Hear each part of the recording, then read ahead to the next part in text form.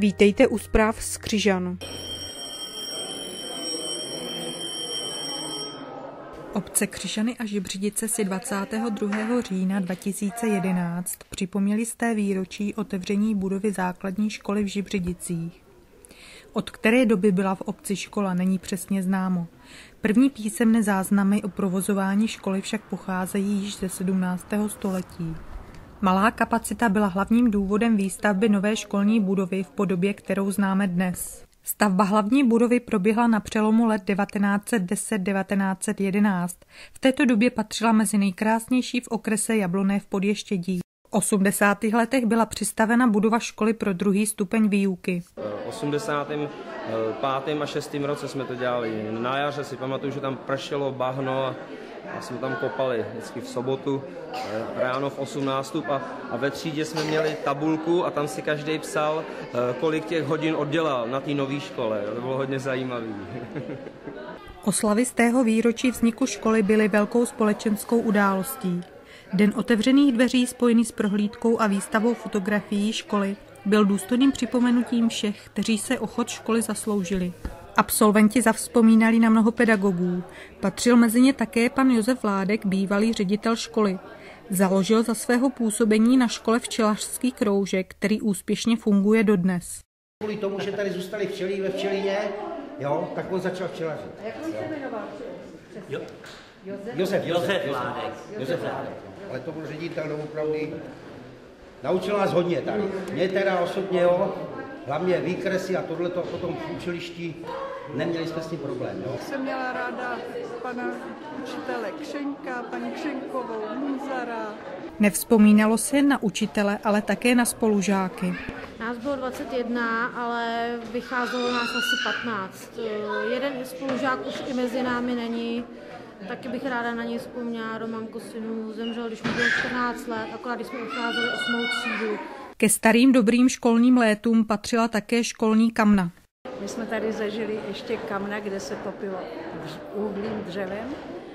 A autobusy nejezdily, to znamená ze Zdislavy pěšky, přišli jsme vymáchany, museli jsme se nejdřív usušit u těch kamen, pak teprve bylo učení. Škola v Žibřidicích byla od počátku svého fungování spádovou školou. V současné době je určena pro žáky z obcí Křižany, Žibřidice, Zdislava a Dubnice. Patří k nejmenším školám v Libereckém kraji. Nejmenší neznamená nejhorší. Malá škola má mnoho výhod. Na prvém stupni máme ročníky spojené, což je i výhodou, protože žáci se naučí hodně pracovat samostatně, kdy spolupracují starší s mladšími, vědí, že musí tedy k sobě zachovávat hezké vztahy. Máme štěstí v tom, že se k nám nějaká šikana, ubližování dokážeme rozeznat hnedka v počátcích a můžeme tomu tedy zabránit. Je to vlastně škola rodinného typu, už tady máme pár vlastně dětiček, ale zase o to více jim můžeme věnovat a myslím si, že i ta výuka je hodně kvalitnější, že vlastně čím máte méně dětí, tak tím víc se vlastně jakoby dostanou ke slovu a můžou se to všechno procvičit, takže určitě bych takovýhle typy škol podpořila. Se vám ty učitelé můžou víc věnovat a více znáte hlavně. Když je ta škola malá, takový tam tolik lidí, tak prostě jsme mezi sebou se víc známe a všechno, než v těch městských školách, tam je vás hodně, že jo, takže. Stejně jako mnoho jiných škol, tak i škola v Žibřidicích se kvůli dlouhodobě nenaplněné kapacitě nachází ve složité ekonomické situaci. Díky vytrvalému zájmu a finanční podpoře obce je škola stále v provozu. Protože všichni chápou, že ta škola prostě pro naši obec je důležitá. Potýkáme se s počtem dětí. V dnešní době je tam 60 dětí, což znamená, že ta škola je naplněná z 50%. To má samozřejmě negativní dopad i na ty finanční otázky. Na to školství tak dáváme skoro 1/5 rozpočtu obecního. V dnešní době už vlastně musíme doplácet i učitele. Obec se snaží ty škole pomoci jinak.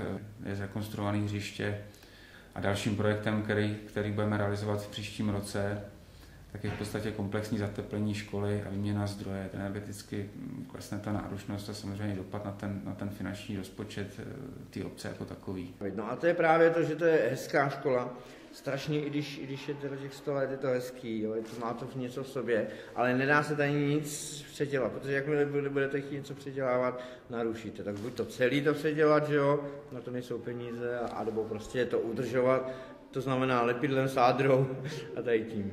Šárka Vránová, která pro toto významné výročí zpracovala horoskop školy, vidí její další fungování optimisticky. Ta budoucnost je taková, že ta škola se bude dál rozvíjet, ale že je potřeba upozornit na tu existenci té školy tady v té společnosti, aby navázala na ty prvotní myšlenky toho vzniku, kdy byla vlastně budována pro tu společnost obce. Tady se nacházíme ve školní družině a zároveň je to třída pro prvňáčky. Během dopoledního vyučování tu vyučujeme prvňáčky a odpoledne tu přicházejí vlastně do školní družiny, kde probíhá taková volnočasová aktivita. Vyvrcholením celé akce bylo kulturní vystoupení konané v sále restaurace naproti školní budově. V rámci programu mohli návštěvníci zhlédnout tanec, zpěv a přednes žáků školy. Děti podávaly skvělé výkony, které byly odměněny bouřlivým potleskem diváků.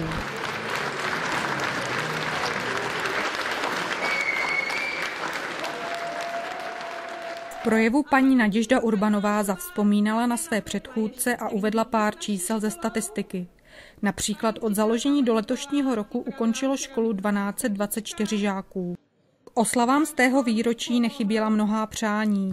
Já bych byl rád, aby se ta mladá generace dočkala toho, že normativ bude tak vysoký, aby tak jako za první republiky v každé obci byla škola, aby ta škola zůstala i zde.